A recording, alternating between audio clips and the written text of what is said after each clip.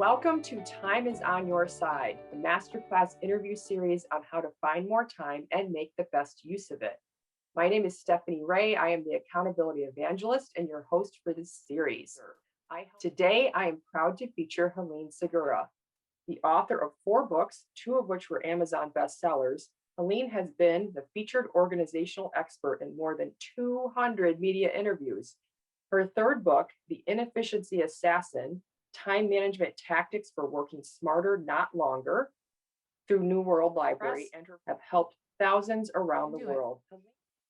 Where does planning come in here? Because as you explained that, again, I'm picturing 2 things. One, an approach without a plan, and one with a plan. So if you don't have a plan and you have extra time, the draw of social media or some other distraction is probably going to be much higher than if you have a plan.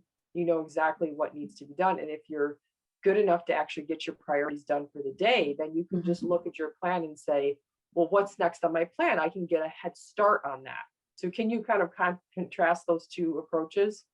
Sure. In my book, The Inefficiency Assassin, one of the recommendations I make is that at the end of each workday, you take a look at your 3+3 for the next day. And this 3+3 allows a hybrid approach. So for the folks who like to fly by the seat of their pants, they will be happy about a portion of this. And for the folks who like to be super scheduled, they will also be happy with a portion of it. And as long as both approaches understand the underlying concept, then they'll be good to go. And that concept is, if you decide on your priorities ahead of time, you will be able to choose when you want to do them for all of our schedulers out there, or for those who don't like to be boxed in by schedules, their brains will understand what they need to focus in on whenever they have those free moments during the day.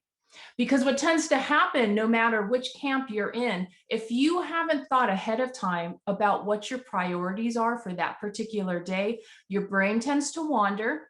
And when your brain begins to wander, it is going to attempt to accomplish the easiest thing that it can, which is usually the low-hanging fruit.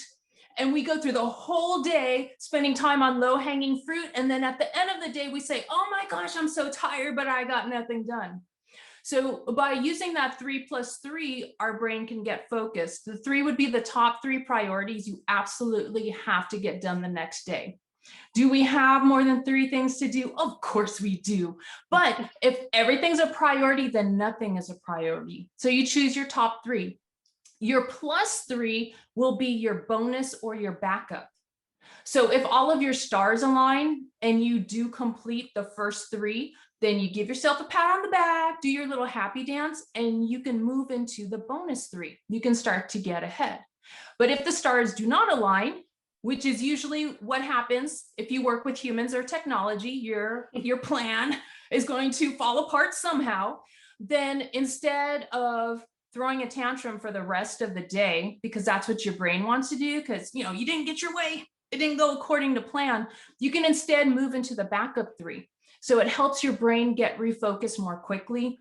You're not getting things done in the order you had originally planned, but you are still going after those high priority items instead of the low hanging fruit. So 3+3 works for the super schedulers and those who want more freedom.